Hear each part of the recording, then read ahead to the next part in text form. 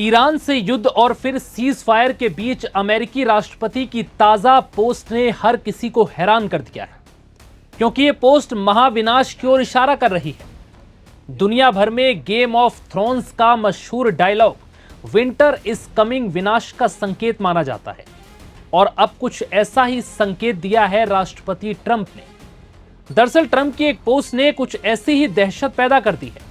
Trump ने अपने account पर एक एआई जनरेटेड फोटो के साथ लिखा, the storm is coming, nothing can stop what is coming. यानी इसका मतलब है कि तूफान आ रहा है और इसे कोई नहीं रोक सकता।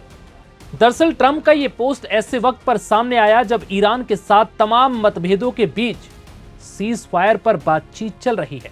सोशल मीडिया ट्रुथ पर ट्रंप के इस पोस्ट के कई मायने निकाले जा रहे हैं। दावा किया जा रहा है कि ट्रंप अब ईरान में कोई बड़ी तबाही मचा सकते हैं, यानी ईरान के खिलाफ अब अमेरिका बहुत बड़ा ऑपरेशन चला सकता है।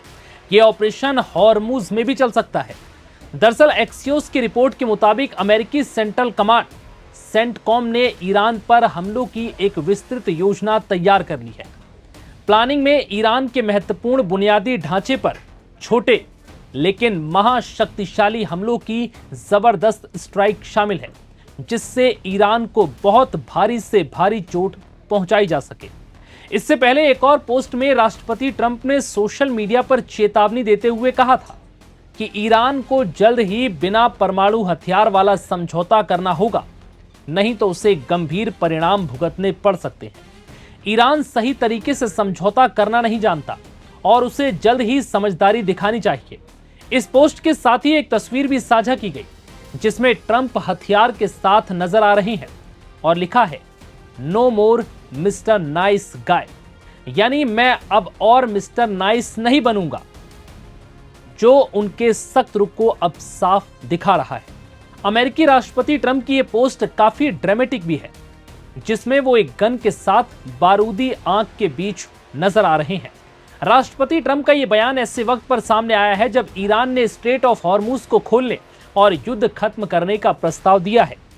हालांकि अमेरिका इस प्रस्ताव को लेकर पूरी तरह से आश्वस्त नहीं है और ट्रंप इससे संतुष्ट नहीं दिख रहे।